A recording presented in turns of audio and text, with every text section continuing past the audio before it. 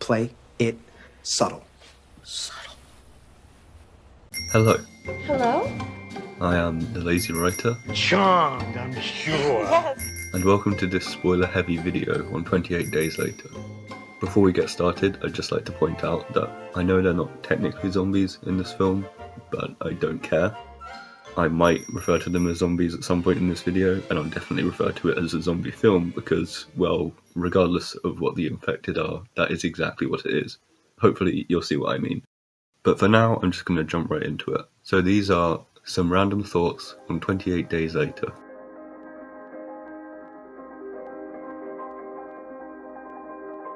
Now, Danny Boyle's 2002 zombie film has proven inspirational across a lot of fiction, not only through the key part that it played in reinvigorating the zombie and post-apocalyptic genres, but also in details such as the role that the soldiers occupy, which helped to popularise the part that the military plays in seemingly every horror or survival franchise.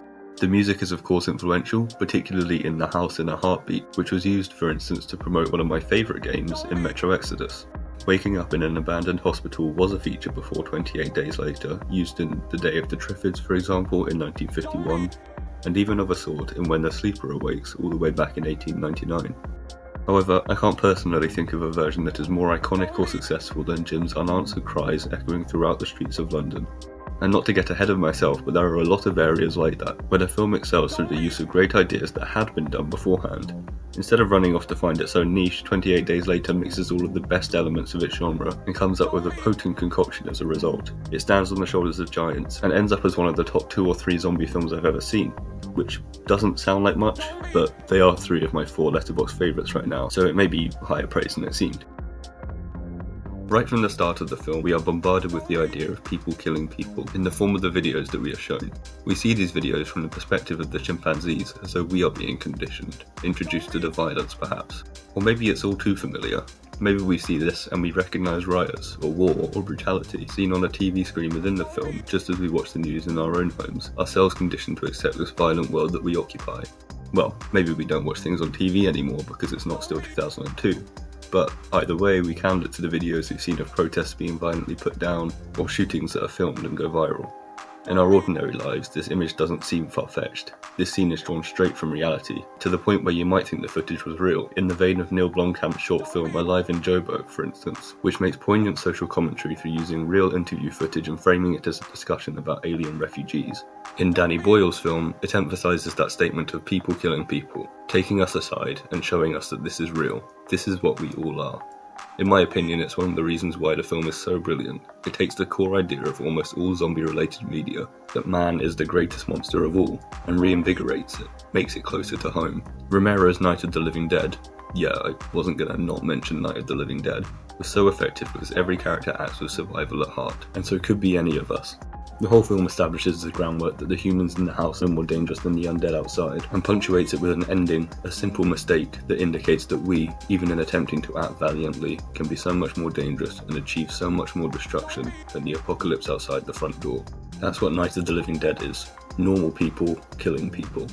See, it's easy to say I wouldn't have fun torturing and murdering people, or whatever the antagonist of the latest zombie flick does, but 28 Days Later refutes that, returning to the tragedy of Romero's film, and the idea that it is normal people who are the biggest monsters, not cartoonish villains.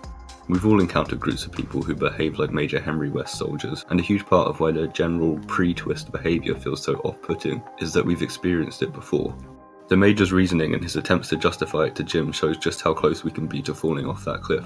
He is not killing and torturing people for fun, instead only locking them away and ultimately having them killed once they are a real threat to him. He made a promise to his men, trying to keep some kind of order, and some kind of hope. Not to defend him of course, he's an absolute monster, but if you looked at him 28 days beforehand, you probably wouldn't think, well, this guy's gonna turn a teenage girl into a sex slave. He tries to take Jim under his wing to show him that he is caring and kind before easing him into monstrous motivations. It makes it so easy to see how those types of people would turn to those kinds of actions. It doesn't seem reasonable of course, but it seems real, something that logically could happen, would happen. After all, he was right about our world, our real pre-rage virus world. It's all just people killing people, and they don't have to be supervillains to do so. As I mentioned earlier, the importance of 28 Days Later to its genre can't really be overstated. It kick-started the genre into a new phase and helped it to become the behemoth that it is today. It technically wasn't the dawn of fast zombies, but it certainly popularised them, creating a monster that was all the more terrifying and all the more human. The fact that they can sprint after us rather than generally meandering severs any hope that you might have of surviving this world, whilst also, alongside their sleeping and more coordinated attacks, making them more like us. They are people killing people. How many times can I say that before it loses all its meaning? And we have no chance of surviving. And what do you get when you combine a distinct similarity to our own reality and the impossibility of surviving once that violence is turned on you? Well, a really good commentary on real-world violence and how we, ourselves, are in the midst of an apocalypse. Like Sergeant Farrell says, we've only been here for a couple of moments on the planetary scale. Mother Nature has done her thing for the past 3.7 billion years of life on Earth, and we've been around, maybe 300,000 of those? We've constantly been at war, in one endless apocalypse, and so the only difference between our own bloodthirsty condition and a fictional rage virus, appropriately named after a human emotion, is the rate at which we die.